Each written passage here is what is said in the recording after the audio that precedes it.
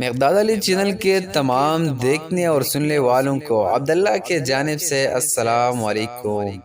ناظرین، آج میرا موضوع ہے ماہ رمضان میں آپ کے فرائض۔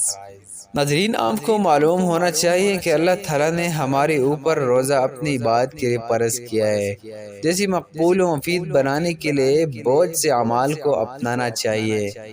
اخلاق حسنہ اپنائے اور روزہ رکھنے کے بعد کفر اور دین کو برا کہنے اور روزہ کی وجہ سے لوگوں سے بدسلوکی کرنے سے بچے، کیونکہ روزہ برا معاملہ سکھانے کے بجائے انسانی نفس کی اصلاح کرتا ہے اور کفر مسلمان کو اسلام سے خارج کر دیتا ہے۔ ہنسی مذاق کرتے ہوئے بھی بیہودہ باتیں نہ کرے، کیونکہ اس سے روزہ ضائع ہو جاتے ہیں۔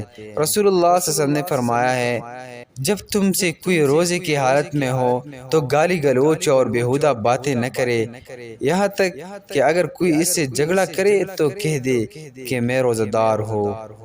روزے سے فائدے اٹھاتے ہوئے سگریٹ چھوڑنے کی کوشش کیجیے، کیونکہ سگریٹ نوشی سے کینسر اور السر جیسے بیماریوں کا سبب بنتے ہیں، اور آپ کو چاہیے کہ اپنے آپ کو صاحب عزم و ہمت انسان بنائے۔ چنانچہ اپنی صحت اور مال کی حفاظت کرتے ہوئے افطاری کے بعد بھی ایسے ہی سگریٹ نوشی سے باز رہے جیسے روزے کی حالت میں تھے۔ رات کو دیر تک جاگ کر سحری اور نماز فجر کو ضائع نہ کرے اور صبح سویرے اپنے کام میں مصروف ہو جائے، کیونکہ رسول اللہ صلی اللہ علیہ وسلم نے دعا کی ہے کہ اے اللہ، میری امت کے لیے صبح کے اوقات میں برکت پیدا فرما دے۔ آپ کو چاہیے کہ روزہ کے احکام جاننے کے لیے اس سے متعلقہ کتابوں کا مطالعہ کرے، چنانچہ آپ کو معلوم ہوگا کہ بول کر کھانے پینے سے روزہ نہیں ٹوٹنا۔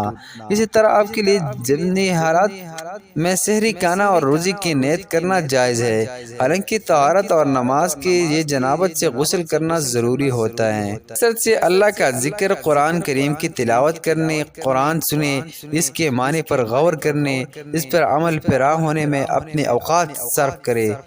کسی مسجد وغیرہ میں اگر مفید درس ہو تو ایسے عملی مجلس میں حاضری کی کوشش کرے، جبکہ رمضان کے آخری عشرہ میں مسجدوں کے اندر اعتکاف بیٹھنا سنت ہے۔